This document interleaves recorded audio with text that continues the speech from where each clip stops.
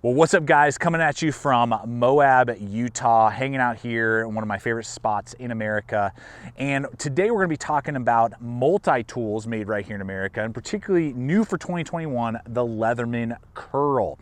I've had this now for a while, been able to use it, and I have found huge value in multi-tools in now my daily living as a full-time RVer. That's something that I use every single time I pack up the RV and head to our new location. When I throw something in my pocket that day, it's a multi-tool. It usually is a Leatherman multi-tool. And so I've used this a bunch, this new curl. And today I'm gonna talk about not only some great aspects to the design that I like, but two things that I think absolutely need to be changed in the curl design to really have it make sense for most people. And right out of the gate, the first thing is just the way they decide to lay out this tool is very strange to me. The benefit is that we get a one-handed opening, plain edge knife. I love this knife from Leatherman. I use it all the time. It's a fantastic option. It's a great utility, general, aspect tool, great for EDC, opening all sorts of different packaging, different things that you would do around your campsite, down around your daily living, the work site, whatever it may be. I have zero complaints with that. That is awesome. It's got the liner lock. Close that sucker right up. The weird thing is on top of that, on the opposite side, you have to have this nail nick file. It's locking with a liner lock, but why would you go with a file right there? There was such potential in this design to maybe come up with something new and unique, like say an extended maybe 3-inch, Phillips head or flat head, or something like that that could really be used in kind of a new, unique way. And there was this potential for innovation, I believe, in this design that was just completely overlooked. And then don't get me wrong, I love files. I use them from time to time in my daily living around the RV. Many of you probably use it in your daily work aspects. But the fact that it's got this nail nick and they didn't go with, like, say, an eye hole there, just like what we have for the knife, that would have been a cool little feature. Then you could open it one-handed.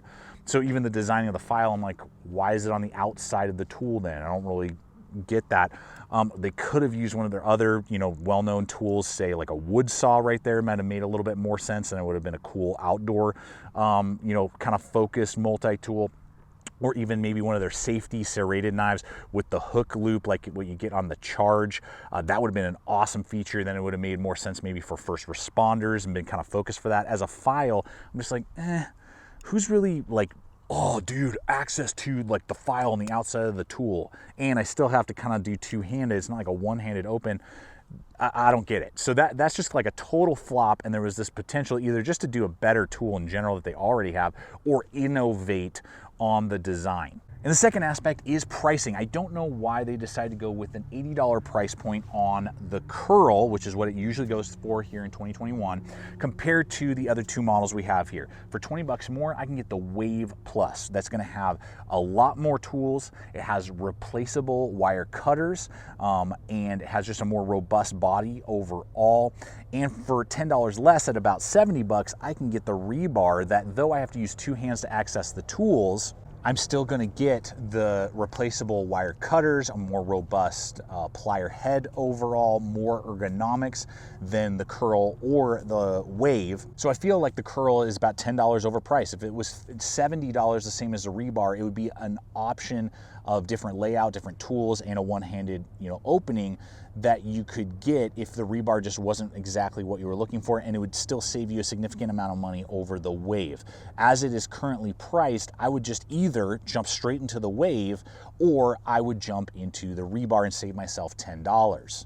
Now, in just a moment, I'm going to break down the other aspects to the Curl, some of its other features, so you have a better understanding of the overall holistic design of it. And maybe for some of you, it does make sense by the end of this video. But before that, I want to let you guys know that regardless if you're in the market for the Curl or any of the other models that are out there in general by Leatherman, one of the best and cheapest ways that you can pick up a Leatherman is by checking out LA Police Gear and using our 12% off promo code. That promo code is GT12 for you. You can get 12% off your purchase of any gear over on LA Police Gear's website.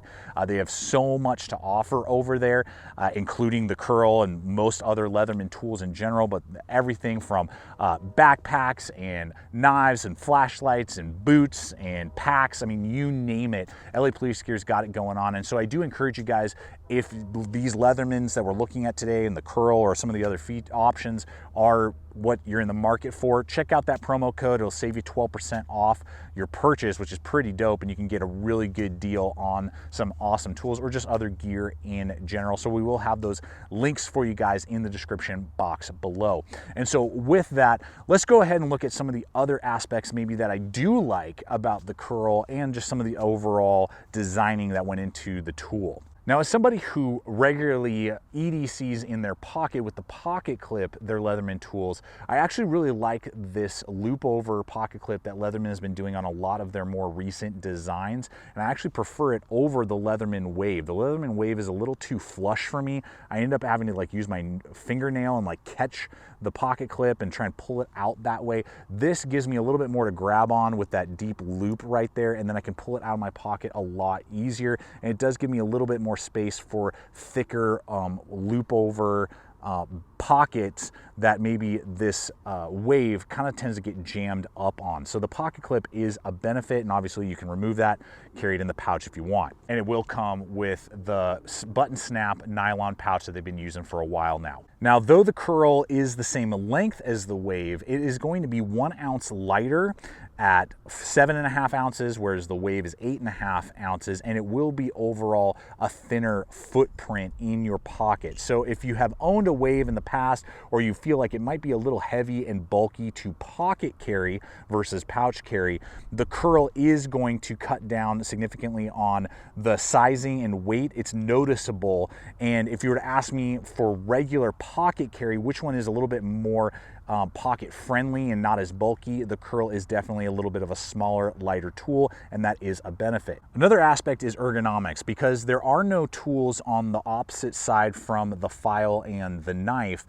It has a more contoured, rounded feel like the rebar, and so it feels more comfortable in the hand, whereas tools like the Wave, you have all these sharp exposed angles all the way around the tool, and it lacks somewhat in ergonomics if you are bearing down on the tool, really, cutting through a piece of wire, or if you're bearing down and cutting through with the knife or something like that. It is a little bit blocky and a little bit sharp at certain points, just because of the way it's designed with 4 tools all the way around, whereas the rounded lack of 2 tools on one side helps with ergonomics and comfortability in the hand. Now, the other aspect that I'm really pleased with is actually the layout of tools that they decided to go with on the interior handles really does make a lot of sense. They do have a really good pair of scissors. You have your large flathead / pry tool that you could get like a paint can off.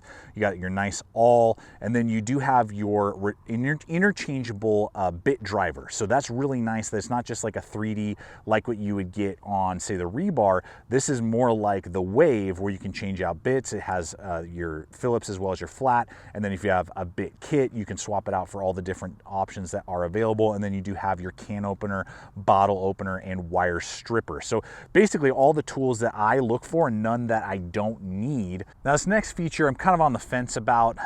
This is kind of their new, we first saw this with the Bond, I believe, slip joint design. It does not have an actual locking mechanism like the blade or the file. There's a nice tension bar right there, so I mean, you really got to put some down force on it to get it to kick itself out, but there is no lock back or liner lock feature like you usually get on most other aspects of a Leatherman tool. And so in that regard, it's not here or there, but it's not going to help it like be internationally, accessible because the blade locks out. So that aspect is a little strange to me, and I'm not sure why they went with that versus just the normal kind of locking mechanism they always do with their tools. And so overall, guys, though it is a little bit more compact, yes, the blade quick accessibility is really good, and the actual layout of the tools inside the body does totally make sense. The pricing and this exterior tool option here just make it to where it's like, is that really the best way to spend your money?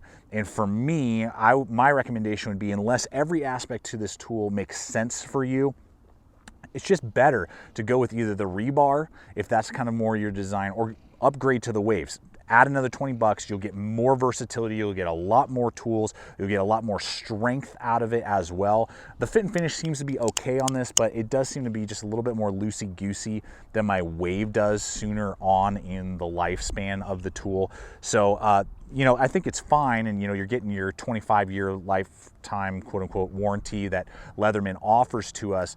But if you were to ask me, what would you do? I would do those two things. Save yourself 10 bucks and go with the rebar, or add $10 or $20 and go with the wave. And the curl is just kind of like this weird, it's there, probably a few people are going to pick it up, but I think the tried and true designs that have been around for a while now make more sense for the average user. And that's my take on the Leatherman Curl. But I want to hear from you guys. What do you think about the curl? Do some of you find it exactly what you need? Or are you on track with me? Does it make sense, you know, to just pass and go with some of the other options that Leatherman already offers that are going to get more work done for either less money or just a little bit more?